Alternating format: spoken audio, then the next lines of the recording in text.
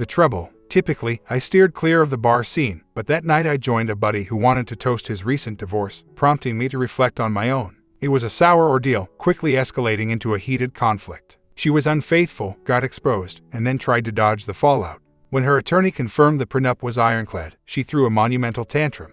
I've kept a recording of her outburst on an old phone, listening to it each year on the divorce anniversary as a reminder of my wise choice. My own divorce was no cause for festivity. It signified a failed venture, broken vows, and I never toasted to failures. At the club, it dawned on me that we were amidst an older crowd, and I realized my friend was on the prowl, possibly working through some issues or just indulging his whims. Regardless, there we were, I'm freshly 40 and myself just over 44, feeling ancient at times despite maintaining fitness, which belied my actual age, except for the occasional aches. Without passing judgment, I joined the lively scene, dancing energetically with women, some in their 60s, who impressed me with their vigor. One particularly spirited woman, aged 67, shared a cheeky comment about her preferences, hinting at experiences beyond my own. Amid my attempts to politely disengage, Rex approached, noticeably intoxicated, and quickly got close with her, disappearing shortly after. Opting to leave, I headed out, only to notice a woman with striking red hair and bold attire, radiating confidence and allure. She scanned the room with a calculating gaze, momentarily locking eyes with me, suggesting I had caught her attention. However, it was her companion who captivated me. Exuding a subtle sophistication, her attire and demeanor spoke of wealth without ostentation. She stood out, not through flamboyance, but through her poised, quiet assurance. It was clear this environment wasn't her usual scene. She appeared not uncomfortable, but rather unimpressed. Nursing a single martini, she watched her companion down 3 drinks amidst a flurry of dance partners. Despite the attention from numerous younger men, she declined each invitation with a look of disdain. Curiosity piqued, I approached her as a slow waltz filled the air. "May I have this dance?" Evaluating me with a quick glance, she seemed to dismiss the notion. "I'm 51, she stated. "Congratulations. Does that mean dancing is off limits for you?" "Only if the man is in his 30s. In that case, we should look for someone like that and give him a heads up." "Don't worry, I'm closer to your age than you think, and well beyond my 30s. "Enjoy your evening," I said, turning to leave. I had nearly crossed the room when she caught up to me. "I'm sorry. Clearly, I'm not thrilled to be here, but since I am, maybe a dance with a charming man could lighten the mood, if you're still interested." Dancing with her was effortless, and her skill was evident. "You're an excellent dancer," I remarked. She smiled, a hint of melancholy in her expression. "My ex-husband and I used to dance as a hobby. He was more enthusiastic than I was, especially when he began an affair with our instructor, a young woman in her mid-20s. We divorced, and he married her. That must have been difficult." It was, initially, but then I considered our joint business. Without a prenup, I ended up with half of everything. She drained his finances quickly, and I eventually bought out his share of the business to help him settle debts. He remains the president, but it irks him to report to me. I imagine he regrets those dance lessons now. As we stepped aside from the dance floor, I smiled. "You're attractive, wealthy, and a business owner. Why no second, Mr. Angela?" She made a face. "A few have tried for the role, but none matched my criteria. What about you?" It was my turn to frown. "She found someone very much like your ex. It seems she's not living the dream, from what I've heard. He made her sign a strict prenuptial agreement and keeps a close eye on her. Considering her past actions, he's probably wary she might repeat them with him. Is anyone out there daydreaming about becoming Mrs. Reggie?" There was someone, a couple of years back. Let's just say we had different visions for the future and it ended poorly. Love's a pain. I believe love is wonderful, with the right person. I lifted my glass. "To getting love right." She mirrored the gesture. "To recognizing when it's right." We continued chatting, and time flew. I noticed someone behind her and smiled. "Looks like your friend has met some guys in their 30s. Her smile faded as she watched her friend come over. She paused, then forced a smile. "Look, Angie, I found a couple of guys. Seems like you've already snagged a catch. I might just keep these 2 for myself. Catch up with you tomorrow." As her friend left with the men, she glanced back, causing Angela to look away. She took it hard when her husband left her. After some cosmetic changes, she tried to win him back, to no avail. Now, she's on a downward spiral, seeking validation in unhealthy ways. It's troubling. She's genuinely kind and attractive. Our friend group from college tries to look out for her, but it's becoming increasingly difficult. "I'm sure she'll eventually have a moment of clarity," I said, realizing that the first step to happiness is making yourself happy, and she seems far from it right now. Angela's expression brightened. "Thanks, Reggie. I think I'll start focusing more on my own happiness." Her phone beeped. "That's my ride. Can you walk me out?" I took her arm, and as we strolled, she began to chuckle softly. "What's so funny? Don't turn now, but those high and mighty ladies over there can't take their eyes off you," she whispered. "Why is that?" I inquired. "Because they believe I've nabbed the jackpot. You. They're all thinking how you're the most dashing, fit gentleman around, probably assuming you're much younger than you are. In their minds, they're picturing me whisking you away into the night, imagining an intense romantic escapade that leaves us both breathless and exhilarated. I couldn't help but smile. I'm all for that adventure. She laughed. Oh, not in this lifetime, sweetheart. That would be quite the ordeal. As we reached the Uber, I playfully remarked, Angie, you're underestimating yourself. I bet you're more explosive than you think, capable of leaving a lasting impression. I aimed for a simple goodbye peck, but she pulled me into a passionate embrace, leaving us both a bit flustered. She stepped back with a mischievous grin. Watch out for those seismic shifts, darling. I think I'm already in the danger zone, I replied, pulling her into another intense kiss, leaving us breathless. The Uber driver gave us an amused look. Should I give you two a moment? He joked. No, just make sure this gem gets home safely, I said as I gently closed the door behind her. She appeared speechless as the car drove off. Update. 3 weeks had passed, and the memory of that blonde enchantress surfaced in my thoughts occasionally, etching itself as a fond memory. My friend Rex avoided my gaze until I reassured him that what happened at our little escapade remains our secret. Then he shared with a laugh, that woman was insatiable. Afterwards, she conked out for a solid 10 hours. When she finally woke up, she rushed off to the shower, throwing over her shoulder a cheeky invitation for a quick BJ, citing a looming family commitment. After we finished our conversation, she showed me photos of her grandchildren, mentioning she was expecting 4 of them for a visit. I inquired about the possibility of us meeting again, and she smiled wryly. I doubt that. I'm too seasoned to limit my adventures, and I rarely entertain encores. You were charming, dear, but just one of many charming encounters I've had. Thank you for the evening. So, she savored the moment with you, and now she's off to new adventures. That seems rather indifferent. Rex simply smiled. The world is full of adventurous souls, my friend. Ready for another escapade. I heard you made quite the impression with a very glamorous lady. We merely exited at the same time. And honestly, she was more attractive than I anticipated, given the place. You missed out, pal. You should have pursued her. Pal, pursued. Are we teenagers again? Perhaps you should consider the company of those with more life experience. They might teach you a thing or two about maturity. That's not in the cards for me. I gave the whole committed relationship a shot with my ex. We all know how that ended. I'm not about to take relationships seriously again. You'll be walking down the aisle again before we know it.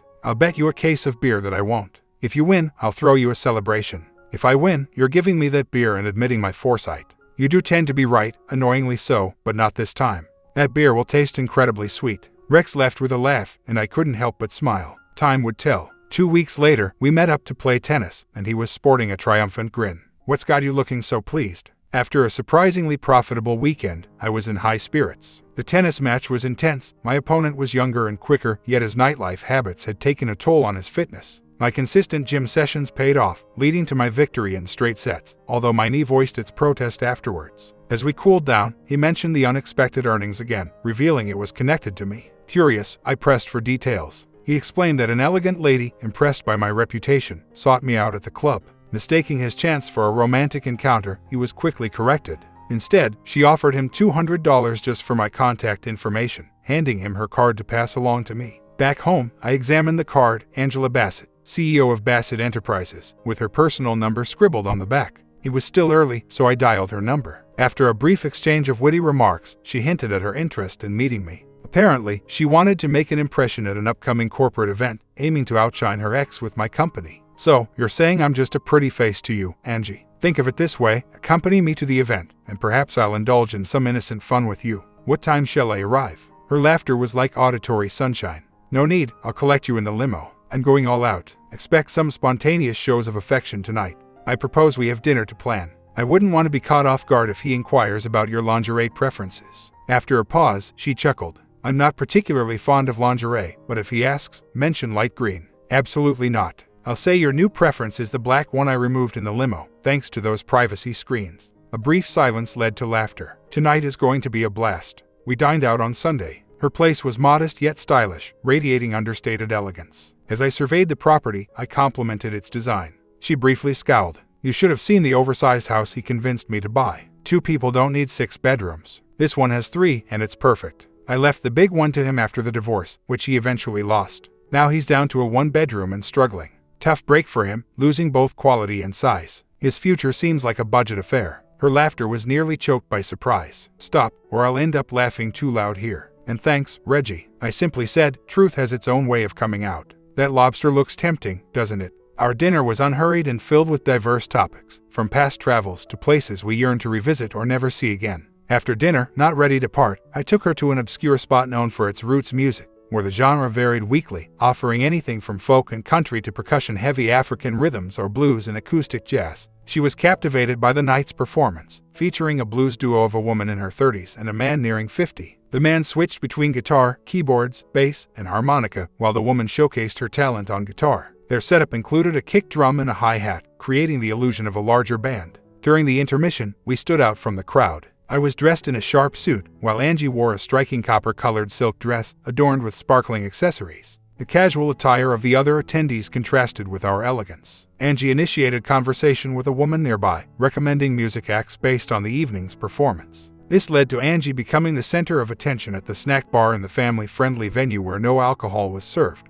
After the show, Angie was buzzing with energy. I escorted her to her door, where she playfully hinted at future plans, suggesting we take things slow. Our goodbye was filled with laughter and playful affection, reminiscent of youthful excitement. She playfully dismissed me after a heartfelt farewell. For our next outing, Angie wore a breathtaking black dress with a daring slit and neckline, paired with high heels, which left me in awe. She teased me with playful comments about her attire, handing me a lace memento from the evening, which she humorously noted should appear authentic.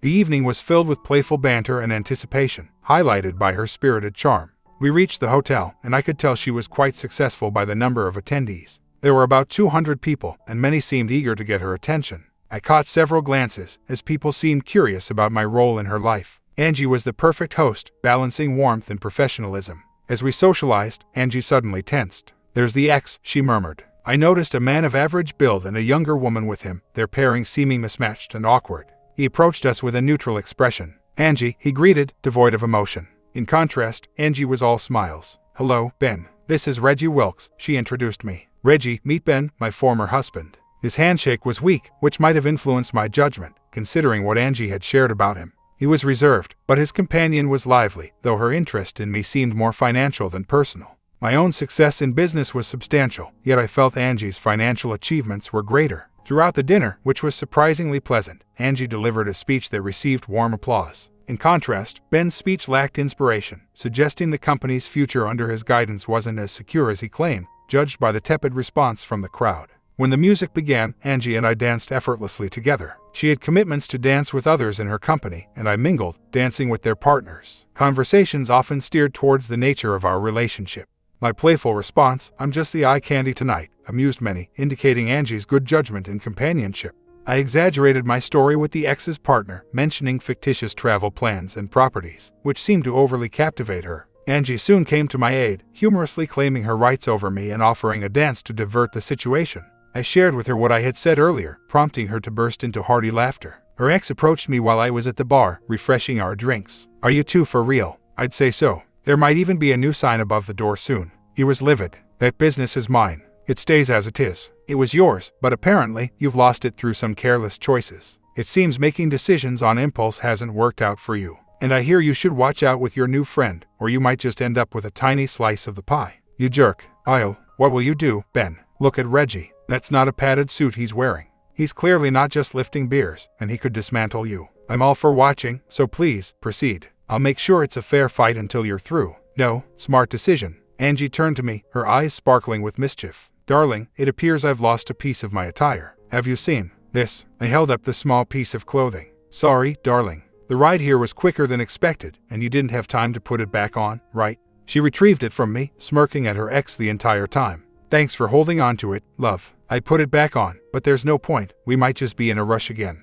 I think it's time we head home, don't you?" Murmurs of amusement spread through the room as fragments of our exchange circulated, with many guests showing their support for her as we departed. Clearly, her husband wasn't the crowd favorite. Update: she was still chuckling as we settled into the limo. Did you see the look on his face? He looked like he wanted to disappear, and his companion was giving him such a look. If she thought she could get away with it, she'd have tried to steal you right there in front of everyone. But if she made a move, I would have definitely set her straight. Wow, note to self, never cross you. The night was a blast, especially certain moments. Which moments were those? The moments when I had you close to me, cuddling on the dance floor, were truly special. You're incredibly charming, and believe me, it didn't escape my notice. Your laughter returned. Trust me, I was very aware of your attention during our close moments, and I found it quite flattering. In the dim light of the car, my cheeks warmed with a blush. No apologies here. I would be upset if you did. Slowly, we found ourselves moving closer, eventually sharing a passionate kiss. Our hands explored gently, leaving me curious about the actual softness beneath her clothes. Her touch ventured lower, prompting a mix of surprise and laughter as she playfully reached for my pants. Our journey ended too soon as we arrived at her place. We tidied ourselves up, catching the knowing look of the driver, who probably saw such scenes often. Standing at her doorstep, we couldn't stop smiling. She kissed me fiercely, then pushed me back. I'd love to invite you in, but it's too early for that. You're the first man I've considered seriously in a long time, but we should take things slow. Now, you should officially ask me out. Feigning annoyance, I replied, to me, this was already a real date. It's tough on a guy to be left hanging like this. Don't you feel a bit sorry? She teased, gliding her hand across my pants. Can't you keep it under control? Take care of yourself. We might need that enthusiasm later. With a dramatic sigh, I gave her a quick kiss on the cheek. Before I left, she slipped something into my hand. This is the real surprise from tonight. As she closed her door, I saw she had given me a pair of red lace shorts. I couldn't help feeling a thrill. On Monday, I sent flowers to her office with a note saying, with deep affection, may I have the pleasure of your company on Friday at 7. I knew her assistant would see the message and tease her with it. Carrying the flowers into the office, she joked, he asked you out for Friday. If you don't want to go, can I have him? Joanne, you're great, but if you say that again, I might have to reassign you. My ex is looking for an assistant. Understood. If I plead on bended knee, will that convince you to let me stay? You're incredibly valuable. But don't let me hear you talk down about yourself again. Understood, Chief. Any idea where he might take you? I'll fill you in on Monday. Update. Throughout the week, we enjoyed some delightful phone chats. I advised her to opt for a casual outfit, jeans and a comfy top, since the day's activities were laid back. Later, I learned she took her assistant shopping to pick out the ideal pair, a detail unknown to me at the time, as she didn't own any jeans previously. When I collected her, I was quite impressed with her selection. The jeans fit her well, complemented by a light green top that was subtly flattering. She smiled broadly upon seeing me, playfully gesturing towards me. Do you practice grooming? That's quite the intimate inquiry. Perhaps I'll let you discover that on your own. Conversely, what's your preference in style? She blushed deeply and chuckled. Guess you'll have to wait and see. Now, where are we headed? I took her to a quaint buffet-style restaurant I had found. The evening's menu was displayed near the kitchen, offering communal dining at long tables. Food was passed around in large bowls, prompting interaction and conversation with neighbors. Once Angie warmed up to the setting, she was very sociable, exchanging dessert recipes and makeup advice with those around us. I kept to lighter topics, steering clear of anything controversial. At one point, she happily held a baby for a mother needing a break, radiating joy. She mentioned having grandchildren far away, which she seldom saw. Her mood was uplifted, and upon arriving at her roots music venue, her smile widened. We enjoyed an acoustic jazz performance by a quartet consisting of a guitar, upright bass, violin, and accordion. The band was talented, blending vocals and instrumental prowess, with some tunes familiar and others new to us. They sold CDs in a nostalgic twist, and Angie picked up 3. They swayed to a few slow tunes, inviting anyone who wanted to dance to join in. We were on the dance floor for 3 songs, lost in the music. Later, we found ourselves on her sofa, close to crossing a line, when she paused. I really want this, but I'm afraid that once we go there, I'll want it regularly. Can we take things slow? I promise it'll be worth it. I'm already convinced it's worth it, I replied. I can wait, though holding back is getting tougher. Soon, she whispered. Soon. Her laugh was infectious, making her seem carefree. Yes, soon. I've always wanted to say that to someone and truly mean it. After 2 long weeks, she called to ask about my interest in boats. I guess so, I answered. I've had some experience with canoes, kayaks, and my dad's fishing boat as a kid. How about we go boating this Saturday? The boat technically belonged to my ex, but I kept it after the divorce, mostly to annoy him. It's been sitting at the marina, unused. He never took me out on it, and I want to see if I enjoy it enough to keep it or sell it. Sounds good to me, I said. Boating can be quite enjoyable. Just tell me where to go. Thanks. Don't bring anything, I've got it all planned. Is 8 in the morning okay? That sounds ideal, especially to avoid the midday heat. We'll aim for a cool morning then. See you there. The marina was upscale, hinting that her boat might be quite the vessel. She met me dressed in striking fashion, combining Daisy Duke shorts with a loosely tied men's shirt, hinting at the swimwear beneath. As we walked to the docks, I admired a beautifully restored mahogany boat, thinking it was ours. But to my surprise, she led me past it, towards the end of the dock. I must have stared in disbelief. It wasn't just any boat, it was a colossal RV floating on the water, stretching 45 feet in length, almost completely enclosed, and topped with an expansive upper deck shaded by a canopy. This belongs to him. No, darling, it's mine. Fully stocked and ready to sail. Shall we? Top, there was a set of controls, with another set below on the foredeck. I prefer the upper position for the better view and less distraction, focusing intently on navigating us past the dock. Once we left the marina, we picked up speed, both of us pleasantly surprised by the vessel's capabilities. Entering the main channel, we slowed down. Angie handed me a craft cider, her favorite gesture. I accepted it, relieved I wasn't behind the wheel of a car. While I was focused, she had changed into a bikini, looking remarkably fit and stylish in her yellow and white polka-dotted outfit. She laughed. "Keep your eyes on the lake, Captain. That's easier said than done. You'll need to. I've got plans that don't include getting stranded." The marina operator gave me a map, and with our phones and the boat's navigation system, we should easily find our way. It'll take about an hour. Our destination was a secluded cove, nestled between two islands on a pristine mountain lake. The clear waters invited us to dive in and enjoy the day. Angie teased, "I've got everything we need, including a swimsuit for you. It's in the bedroom. Go try it on." The interior of the RV was surprisingly spacious, with a cozy lounge and a large TV. The bedroom was snug, dominated by a vast bed. The swimwear waiting for me was a skimpy light blue Speedo. Squeezing into it felt like a comical challenge. In the mirror, I acknowledged my gym efforts, feeling reasonably confident in my appearance. I strolled back onto the deck, a towel casually draped around my waist, more for show than anything else. She was about to comment on it when I casually let it drop to the ground, eliciting a surprised gasp. Her cheeks flushed with a hint of color before she broke into a mischievous smile. "You're quite the sight," she said. "I could say the same about you since we left shore." "Ready for a swim?" I suggested. The lake's waters were brisk, sending an initial shiver through us. But soon, we acclimated, and the coolness transformed into refreshing waves. Angie moved through the water with effortless grace, reminding me of a playful sea creature. We frolicked in the water, chasing and teasing each other, laughter filling the air with our lighthearted antics. Angie had a gleam in her eye as she emerged next to me, our playful skirmishes in the water bringing us closer. "Maybe we should find a more secluded spot," she whispered, hinting at the private nature of our escapades despite the emptiness of our surroundings. Climbing up the ladder after her, I was momentarily distracted by her playful energy. She challenged me to either continue our playful teasing or let her ascend. Our interactions were charged with a playful intensity, a testament to our mutual enthusiasm and experience. Our time together was marked by laughter and tender exchanges, a stark contrast to her past experiences. Angie's responses were unrestrained, a mix of joy and exhilaration.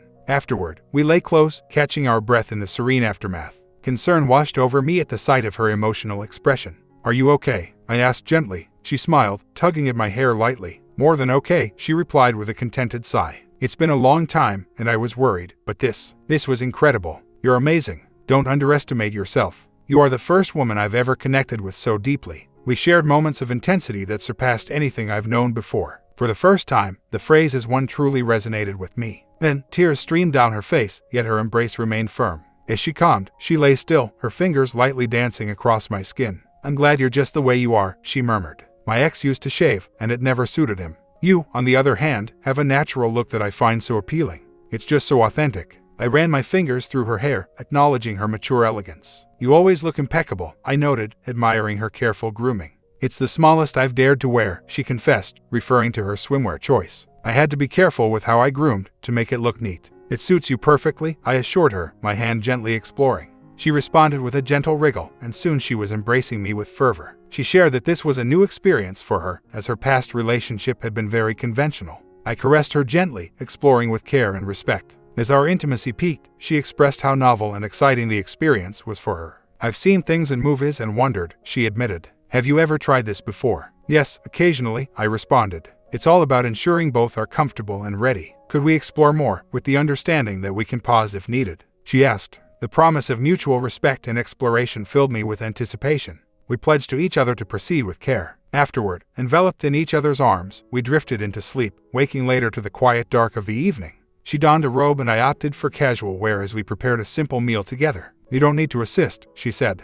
"But I want to," I replied. "Our relationship, should it grow, will be about sharing moments like this. Sometimes you'll relax while I cook, celebrating our partnership."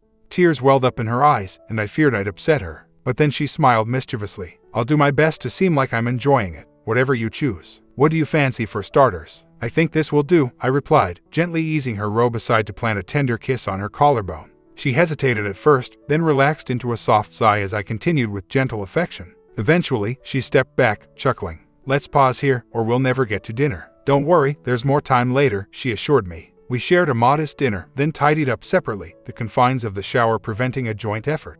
I opted for boxers, and she donned a silk robe, revealing just a hint of her elegant nightwear beneath. The evening mellowed into a cozy session on the plush sofa, accompanied by soft jazz and relaxed conversation. She burst into laughter, recounting a story of past deceit. He thought he was so smart, buying this place to hide his affairs. But I caught on quickly, recorded everything, and ensured a favorable divorce settlement. Wasn't it obvious from the start? I inquired, sensing her pain. She sighed, her voice tinged with regret. At first, he was kind, but success changed him, and he strayed, seeking youth and excitement. I let him go. His choices led to his downfall. When his new flame left him, he lost everything. Our stories echoed each other's experiences of betrayal and disillusionment and love. I too was blind to my partner's greed until it was too late. She didn't handle our breakup well, especially with the financial limits I set. I shared, reflecting on the hard-earned lessons in trust and caution. Perhaps in the future, after more twists in our romantic tales, our paths will align again. Wouldn't that be something? Now, it's time to rest. She let her robe fall gracefully and danced lightly before slipping into bed. Our dreams were grand, yet she drifted off immediately as we cuddled. In the silence, her steady breathing brought a smile to my face. The simple joys, that was the mantra I could embrace. The weekend was a whirlwind of playful dashes between the sheets and refreshing splashes in the water, wrapping up just as the evening sky dimmed on Sunday. As we navigated back, I ventured to ask if this was an exclusive arrangement. Her eyes sparkled even in the dimming light. I'm tempted to toss you into the water for such a question. It's been nearly a year since I've been with anyone else, and I'm quite content with the person I'm with now. Need you ask more? Not at all, my love. And you? Let's just say it's been a while, and since that night at the club, I've had no desire to look elsewhere. I'm quite happy with what we have and intend to keep it that way. Does this mean we're together? Should I get the paperwork ready? I embraced her more firmly. No, let's stick to verbal agreements for matters of the heart, right?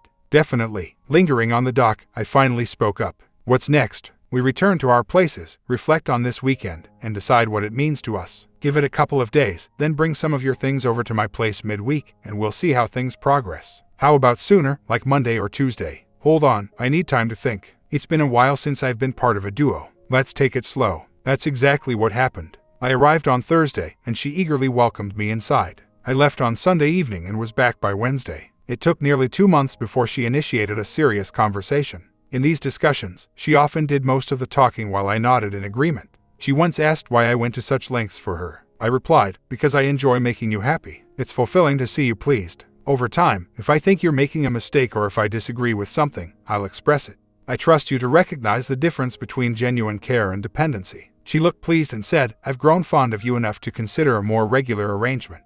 When can you move in permanently? I responded, jokingly surprised, wow, that's quite unexpected. How about tomorrow? Most of my belongings are already here. I'll store some items I want to keep, and later, perhaps I'll consult a leasing agent. After all, it's not good for a house to be unoccupied. Taking her hands, I broached the practical matters. Since we both own our homes, mortgage isn't an issue. I propose we equally share the household expenses. I wouldn't want to be seen as dependent, and we must consider potential gossip. This includes sharing chores. I know you're better with laundry, but I'm quite capable in other areas and will take on those responsibilities. If you dislike being catered to, now's the time to say so. She replied, I enjoy gardening, so let's cancel the lawn service next week. We'll treat that as an exchange for the laundry duties. All other responsibilities will be split evenly. Shall we make it official with a kiss? Instead, I playfully lifted her in my arms, and she reacted with joyful laughter as I carried her through the house. Rumors circulated at her workplace. Angie just smiled when her ex tried to label me as opportunistic, countering the gossip with photos of us displayed proudly on her desk and walls. Meanwhile, another interested party hinted at commitment, but facing his own issues, he eventually backed off. After 6 months, we had established a comfortable routine. I was the early riser, usually preparing coffee and sometimes breakfast, while she preferred making dinner. I took care of the lawn and proposed a joint project, an outdoor kitchen and patio. We shared the expenses, and although Angie didn't need to, she often joined in to help, dressed comfortably for the task. This is our home, and I want to be involved in every project that improves it, she declared. It took us about 3 months to complete, but the result was a shared triumph. Our new outdoor space boasted a high-quality gas grill, a charcoal grill, a gas range built into granite countertops, a compact fridge, and a deep sink. We could have hired professionals, but doing it ourselves was a testament to our collaborative spirit and love. We often invited friends over, particularly after revamping our outdoor space. Angie occasionally hosted business gatherings at home, a practice I encouraged her to adopt. Hosting them at home rather than a sterile office space creates a personal connection. It's an opportunity to reveal a side of you they'd rarely see, which can positively shift their perception and foster a more open atmosphere for discussions. But let's keep business talk to a minimum while they're here. Her business peers were notably impressed, a stark contrast to their experiences with her former partner, whose interactions were strictly professional, often involving excessive socializing and unsavory activities. To mend a strained relationship with one vendor, Angie personally apologized and invited him and his wife to stay over, starting a tradition of mutual visits that included shopping for the women and sports for the men. A boating trip left such an impression that they purchased a boat of their own. Angie consistently introduced me as her life partner, a term that initially filled me with pride but eventually became irksome. Nearly a year into my stay, I met Angie's son and his family from the other coast, whom she saw infrequently. His visit thrilled her to the extent of obsessive cleaning until I intervened. "Do I need to step away for your family time?" she playfully chastised. "You're an integral part of my life now. They're aware of you and have seen our photos. So, no stepping away." Her son bore a strong resemblance to her, with some traits of his father evident in his demeanor. Though not overtly friendly, he wasn't hostile either. His family was different. The children, aged 9 and 7, and their mother, a warm-hearted Californian blonde, were delighted by our garden, likening it to their first real encounter with nature. Spontaneously, I promised them a visit to the farmer's market. Angie had purchased the house and surrounding land when the area was less developed. I was keen on starting a garden, but our HOA head was less than thrilled, confronting me during my initial attempt and citing several violations, threatening fines. The challenge with our plan was that Angie's property was not part of the housing development. It was already there, with the neighborhood growing around it. I couldn't help but chuckle as I began the groundwork, ensuring everything was tidy. Once the land was ready, Angie and I set up a quaint white picket fence, making it discreet from the street view. She eagerly took charge of the garden, suggesting we plant an abundance of tomatoes, lettuces, and green beans. She was meticulous in her research, browsing through countless websites, and initially wanted to order enough plants for a vast area. I had to guide her to select according to our actual space, yet she was soon plotting to enlarge our garden.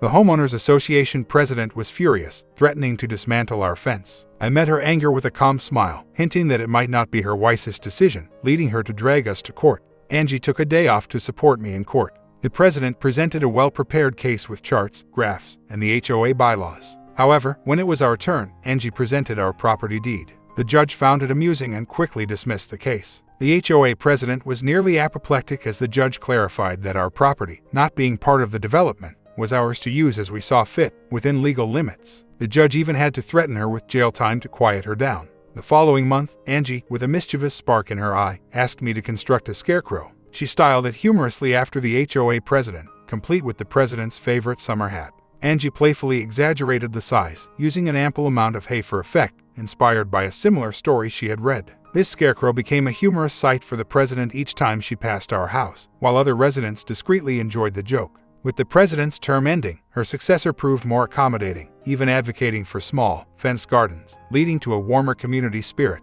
Having bought a large tiller that was rarely used post our initial land preparation, I offered to assist my neighbors with their gardens. While I toiled outside, Angie and the neighbors' spouses would gather, enjoying the cool indoors or shaded patios. This camaraderie soon extended to a Facebook group for gardening tips and sharing surplus produce, fostering a community where nothing was wasted. Heather arrived on set without JR. I inquired about his absence, and she mentioned he wished to speak with his mother privately. Something felt off. We opted for her rental since it was equipped with car seats. Heather seemed to enjoy the market, although her smiles were sparse. The children were ecstatic, exploring every corner. The market wasn't just for fresh produce, it also hosted a variety of artisans, including potters, painters, and jewelry makers. There was even a poet crafting personalized verses for a fee. Though I was skeptical, he claimed to earn a decent sum daily. The kids stumbled upon a face painting booth and eagerly asked to participate.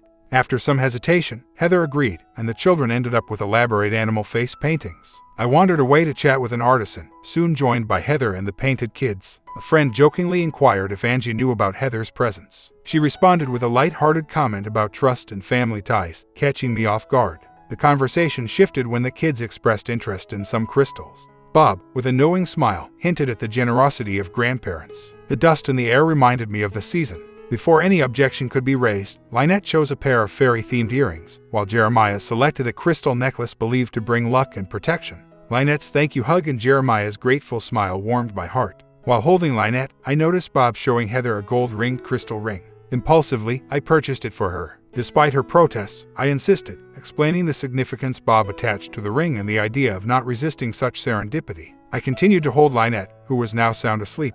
Heather grabbed one hand, and Jeremiah took the other as we proceeded. My pride was so immense I felt like I was floating all the way back to the car. The children dozed off soon after we hit the road. After a brief silence, I initiated a conversation. I consider myself quite perceptive, something to remember in the future, and I can sense something's amiss. How about you share what's troubling you so Angie and I can offer our support? She initially hesitated, but then her resistance faded, and she opened up. We're financially drained. It took all we had just to make it here. I pondered what JR might be disclosing to Angie as she narrated their difficulties. JR had lost his job under unfortunate circumstances and was struggling to find another. Their accustomed lavish lifestyle had quickly drained their finances. Despite the similarities to his father's traits, I didn't comment. They had lost their house, returned her leased car, and pulled the children from private schooling. It broke his heart to turn to us, but we were out of options. We sought help from his father first, but due to his decisions, she scoffed, he couldn't assist. Turning to Mom was our final hope. Don't stress over Angie. She won't let her grandkids suffer. Nor will I. What does he need? I'm not sure. Maybe a temporary loan to tide us over until we find jobs. He insists I shouldn't work, but if I secure a job first, he'll have to deal with it. Angie's character was clear to me. She wouldn't let her family suffer but wouldn't blindly provide financial aid to JR, without condition, especially given his father's history. He would receive help, but with strings attached. Heather's discomfort was palpable when I inquired about their available funds. I directed her to a nearby bank branch where I withdrew $1,000 in cash and handed it to her in an envelope. Just accept it, no debates, and use it as needed. And don't even think about repaying me, or you'll lose your esteemed status in the family, I half teased. I chose to drive to give her a moment to compose herself. By the time we arrived home, she had regained her poise. Angie and JR were in the living room. Lynette, brimming with excitement, leaped into her grandmother's arms. Grandma, I'm a tiger. Look what Grandpa got me. Aren't they adorable? I noticed JR stiffen, but Angie simply smiled warmly at the child. They're lovely. Grandpa sure knows how to pick them. The statement about the hidden ring wasn't entirely accurate, considering the ring stashed away in the garden shed. I was simply waiting for the perfect moment to give it to her. It's because I'm the youngest and also a girl. Grandpas are supposed to do things like that. At least that's what Jenny tells me. Your friend Jenny appears to be quite insightful. Jeremiah, what about you? He smiled broadly, revealing a necklace from beneath his t-shirt. Grandpa's buddy mentioned it should shield me from bad vibes. Mom got something special too. She timidly revealed the ring to Angie, who looked at me, her eyes widening before tears started to stream down her face. I guess I'll need to keep a closer eye on your grandpa, or you kids will be covered in jewels. Linny, Jer, would you want to help me bake some cupcakes? They were eager, practically pulling her towards the kitchen. Junior gave me a long look. You aren't their grandpa. Heather was taken aback. I faced him with a serene expression. You're right, I'm not their grandpa by birth. Do you think that matters to them? Is it harmful for a child to believe there are more people who care about them? Where is your dad, Benny? Is he too preoccupied to visit his own grandkids, his legacy? Do you realize how valuable that is? You might not yet, but it's something you should understand. My comment, he gave her everything, and what did he get in return? We will see in the final ending how this all ends up. It should be in a few hours. Hit that subscribe button and I'll see you in the ending.